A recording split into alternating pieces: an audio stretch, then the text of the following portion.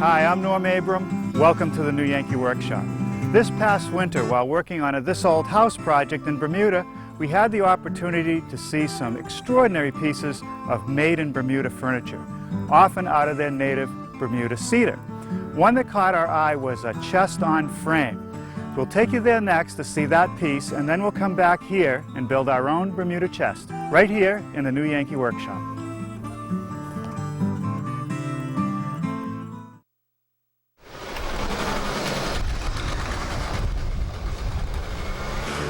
Today we're in St. George, Bermuda, the most historic and oldest community here on the island of Bermuda. We're here to visit the Tucker House, which was built in 1750, and it's lovingly cared for by the Bermuda National Trust. Inside, it's filled with wonderful furniture. There are several beautifully furnished rooms here at the Tucker House. On this side, we have the dining room. And the centerpiece of this room is this large extending dining table. The top is made out of Cuban mahogany. The secondary wood is cedar, and this was actually built in Bermuda. Now it's surrounded by 9 George III chairs, some of them side chairs and some of them armchairs. Made out of mahogany, they are beautifully crafted. Now over here is a Bermuda chest, and this is probably the most common piece of furniture that you see here in Bermuda. This one is a chest on frame, and you notice it's on legs, and that's probably because of the moist atmosphere in here in Bermuda. They want to keep it up off the ground. It has a couple storage drawers down below. It has these nice brasses. It's made out of Bermuda cedar, and it has these short cabriole legs. The interesting note is that the back legs face forward as well. In Bermuda, they call that marching feet. Gives the impression that this piece is about to walk away. Join me now in the drawing room for some more extraordinary pieces of furniture. This is a tea table that dates to 1740. Made out of cedar with a cabriole leg, has a carved dimple up here at the knee, and it has these triple or drake feet as they're known. It's surrounded by some chairs that date back to 1730. Again, made out of Bermuda cedar with a caned seat and these Spanish carved legs. Now over here, underneath the portrait of Mrs. Tucker and her children, is another example of a Bermuda chest. Except this time, instead of being on cabriole legs, it's on these onion or bun feet. It's a separate frame from the chest, and look at these dovetails. I've never seen anything like this except here in Bermuda. It has a hinged top. Plenty of storage room inside. A little storage compartment here. It's a great piece. We can't come all the way to Bermuda and not take back something for the new Yankee Workshop. This will be it. Well, we almost made it. Here's our prototype Bermuda chest, lacking the hardware, which didn't show up, but it should be here tomorrow. I decided to build ours out of mahogany, rather than the Bermuda cedar, which is very difficult to find, and if you can find it, it's very expensive. Now, if you look on the inside, you can see that I didn't waste any mahogany on the bottom. You're not going to see that very often, so I made that out of poplar. I did incorporate this little storage box, which has a lid, which will help hold up the top when it's open. The corners of the chest have through dovetails, but I didn't do that very fancy dovetail cutting that they had on the Bermuda chest. The box of the chest is separate from the base. This is a heavy piece, so you want to break it down when you move it. I'm also going to put some handles on the ends so it'll be easier to carry it. The base is made up of 4 feet. They're often called onion feet or bun feet. There are scalloped rails on the front and on the sides. And then there are 2 pieces of molding which wrap the base and the chest. I put a couple blocks so that when I slide it back in place, it drops in the right location. Now the top is made out of some 1 1/8 inch mahogany. There are 2 pieces glued together, and on the underside, a nice simple cove molding to conceal the joint. Now this is a large piece, so I see this in my dining room as a sideboard. I could set some candlesticks on it or a tea service, and the inside would be for linens. If you'd like to build your own Bermuda chest, a measure drawing is available, and you'll hear more about that before the program ends.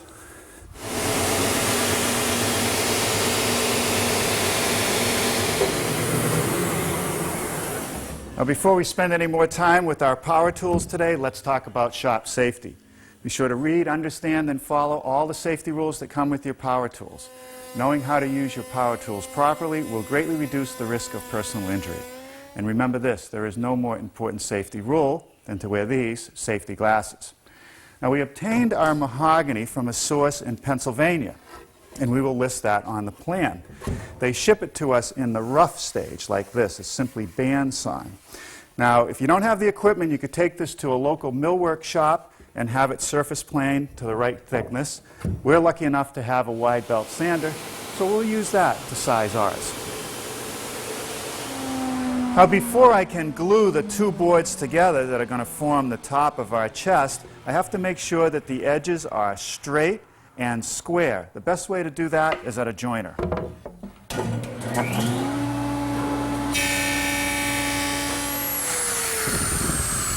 To help align the two boards and add some strength to the joint, I'm cutting slots for some number 20 biscuits. Now, you'll note that I'm using a brown colored glue, and that will help conceal any glue line that might appear. And now, the moment of truth. We'll set it all together and clamp it up. All right, we'll set this aside to dry, and I'll size the panels for the sides of the chest, and we'll be ready to start dovetailing. There's nothing more important to the look of this project than to have through dovetails on the corners. The antique had intricately carved dovetails, every one of them slightly different. That would take a lot of time. I'm still going to use through dovetails, but a very traditional layout. I'm going to make them using a router, in other words, to cut them, and a jig to position them. Now, the advantage of the jig is that there are several fingers here which can be adjusted, moved in whatever position I want. That allows me to end up with a half dovetail at each end of a board, no matter how wide it is. I also have infinite range of spacing of the remaining dovetails, and that's a real advantage. Now, here I've set up one of the tail boards, and I'm going to use my router, which is now set up with a dovetailing bit and a collar. I want to run the collar right in between these fingers, which will form the tails.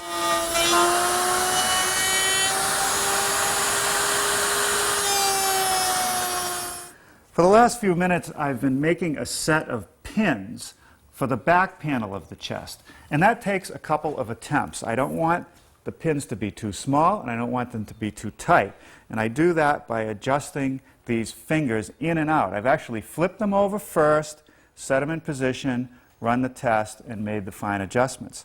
I've also changed the router bit. I've taken out the dovetailing bit and installed this 1/2-inch straight cutting bit, and what I'm doing is plowing out the material between the fingers. With one end dry fitted, and it seems to fit well, let's try this end.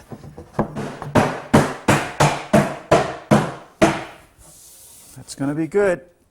Now, with the piece loosely clamped together, I've cut the bottom and the side for that box that's going to be part of the mechanism that holds the lid open. And I just want them to be a snug fit. I'll lay out for some biscuits to join them to the sides and cut those slots next. That hole is for a 1/2-inch dowel, which will be the pivot point for the lid on that small box. Here I've set a doweling jig to drill a 1/2-inch hole in the lid for the other end of the dowel.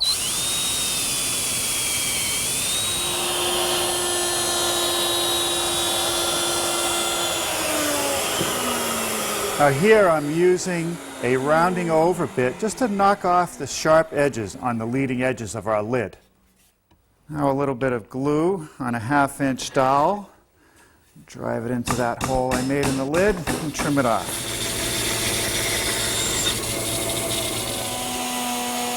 Here I've equipped my router with a guide fence, and I'm using a 1/2-inch spiral bit to cut a groove for the poplar bottom. Here I've set up one of the short end panels of the chest, and you'll note that I've put a mark here. I want to stop the dado at that point. Otherwise, the groove might show through in the finished project. Here's a sample of the bottom, which is made up of 3/4-inch thick poplar. The groove is 1/2 inch, so I have to make a rabbet in the poplar so that it'll fit into the groove. To do that, I've set up my stacked dado with a sacrificial fence and a featherboard to hold it down as I push it through. There's a sequence to doing the assembly of this chest box. If I don't do it correctly, I'm going to get in trouble. So what I've done is put one end of the chest in place, dry. There's no glue down there. It's really just to hold the sides in position. Now I'm installing some biscuits in the bottom and edge of the shelf that I've already assembled. And the idea is to spread the two pieces apart and get them located in the right place and put the lid in at the same time. Okay, that's started. Now the trick is I want to get my lid started. So I have to stick that in one end. And now bring the other side into position. All right, now I'll get a couple clamps on it. Well, there's no turning back now. There's glue on all the dovetails. The biscuits are installed to catch the shelf of that little box. Now all I got to do is drive it all together and put on a couple clamps.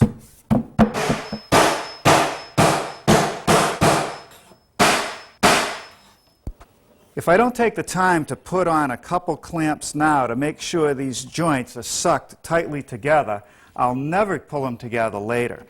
So just a little bit of pressure will hold them in place while I put on the other end. All right, now I can knock off this side. We'll slide in the bottom, glue it up, and finish the clamping.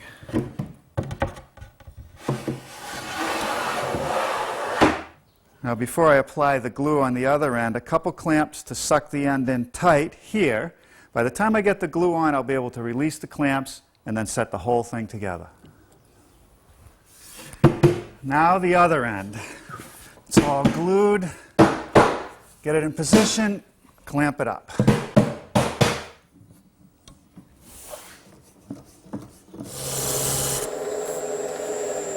Oh, good morning. I'm getting started today working on the feet or the legs of our Bermuda chest. And I have one here. It's made up of 3 components. There's the bottom, which is the onion or the bun. That has a 3/4-inch hole in it, which receives one of the tenons on this centerpiece, like that. That's pretty straightforward turning. That has another tenon into which this square post fits, where I've just knocked off these corners on the lathe. The blank that's in the lathe now is for that center turning. I want to complete rounding it over.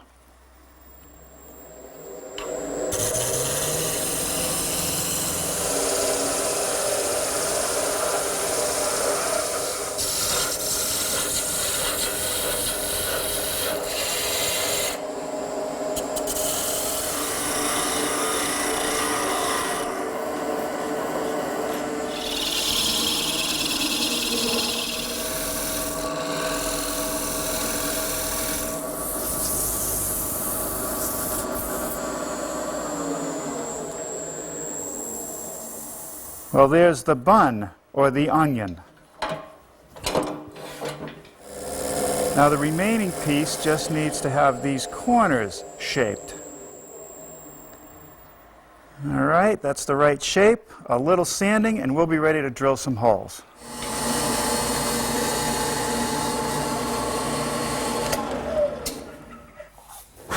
One inch deep should do it. Each of the posts receive 2 mortises, and they're going to accept the tenons from the rails. To make the mortises, I'm using my dedicated mortiser, which I've set up with a 1/4-inch mortising bit. Now it's time to form the tenons on the rails. I want to make the shoulder cuts on each face first. I've set up a stop block to control the length of the tenon. the correct height on the saw blade, and I'll use my miter gauge to push them through.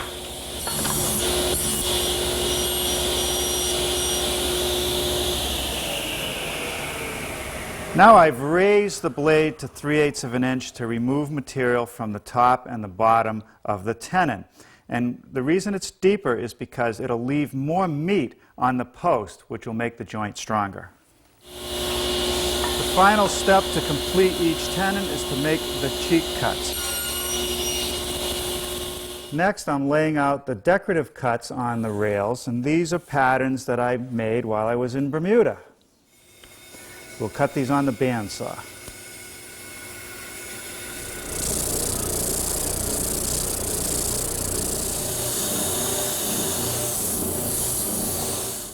What the drum sander can't get, a good sharp chisel will. Well, now we're ready for some assembly of the base. Glue in the mortise and on the tenon. Slip them together and clamp them up. Now I've glued the tenons on the short rails, and I can install the two long sub-assemblies and clamp those up. Well, while that base sets in the clamps for a few minutes, I'm going to turn my attention to the top. Here's the glue up I did yesterday, sized and sanded smooth. Now what I want to do is relieve the corners. I want to round over this edge and leave a little lip. So I've set a 1-inch radius round over bit in my router table. I'm going to be removing a lot of material, so it'll take 2 passes.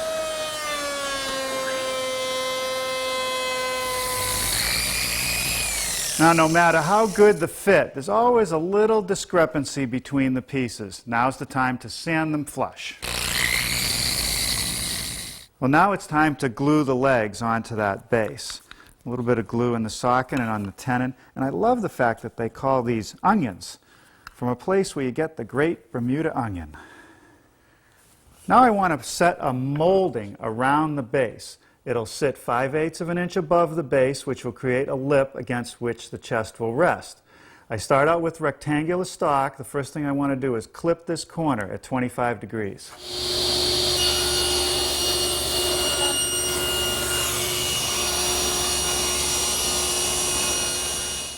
To form this profile, I'm using a vertical panel raising bit. It'll take 2 passes. The first pass is going to cut the profile from right here to about right here. The stock is going to set between both my standard fence and this straight edge fence, and I also made a couple small wedges which are held with double stick tape to support the piece as it goes through.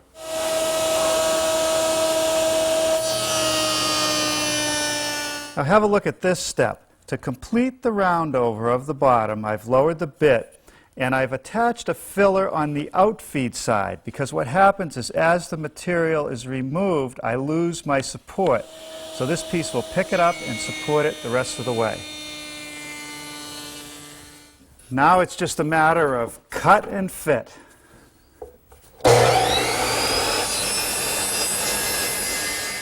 A little bit of glue, and I've got this piece of scrap wood, which is exactly 5/8 of an inch, and I'll nail it with some brads from the inside so the nails won't show. This is the next piece of molding, and this is actually going to get attached to the chest. It's a bead and a cove. I'll show you how I make that bead. I use a beading bit.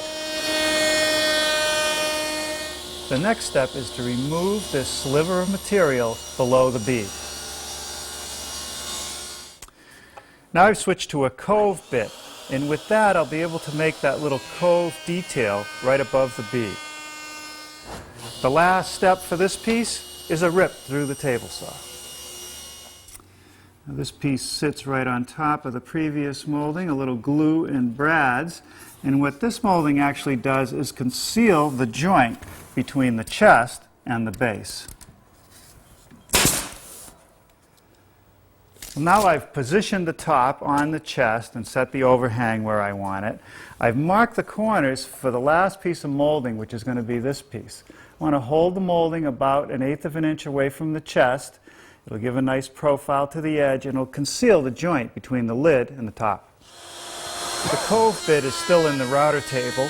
I'll make a pass on each side with a cove and then rip 2 pieces of molding. Now this goes on the bottom of the lid with a little bit of glue and some brads. The last detail are these little plywood corner blocks, which will locate the chest and keep it from sliding back once it's in place. Well, a little more sanding and this piece will be ready for the finishing room. For the finish on our Bermuda chest, I'm using a 5-part process that we've been perfecting over the last couple of years. It starts with a coat of red mahogany oil-based stain. Put it on with a brush, let it set for a while, and then wipe off any excess. After it dries overnight, I'll do a light sanding if necessary and move to the second step, which is to put on a coat of a wax-free shellac. It acts like a sealer. Now, instead of using a brush, which can deteriorate when using shellac, I'm just using a piece of cotton cloth wrapped in some cheesecloth. And that helps hold a fair amount of material in the rag, and I just wipe it on. I don't want to work it too much. The next step in our recipe is to fill the pores. Woods like mahogany have pores, and we want to fill those so we'll get a nice smooth finish in the end. So I'm using a paste wood filler.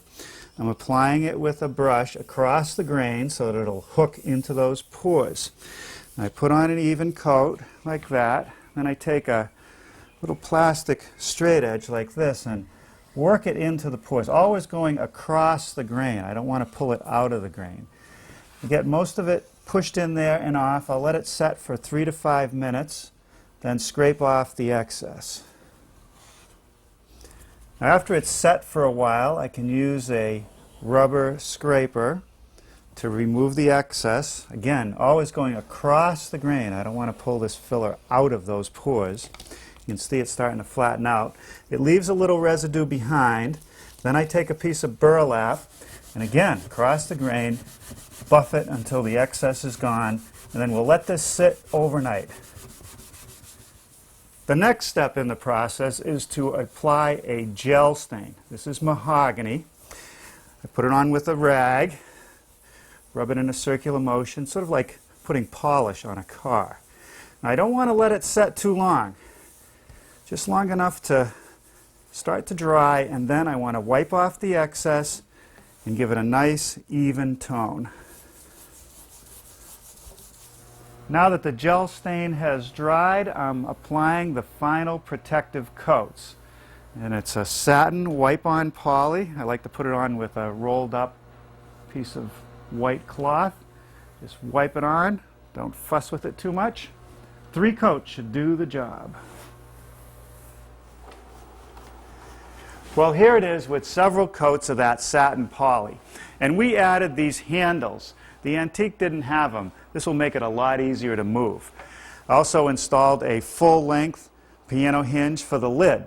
Now, this was a fun project to build. If you've enjoyed this new Yankee project, you may want to try some of the others. There are projects meant for the workshop, the garden, the kitchen, and many more.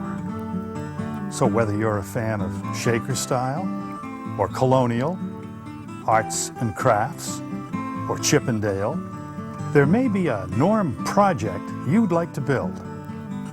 Whether it's a clock or a gazebo, a picnic bench or a Windsor chair, a child's toy or a sailboat, visit the New Yankee website at www.newyankee.com for a complete listing.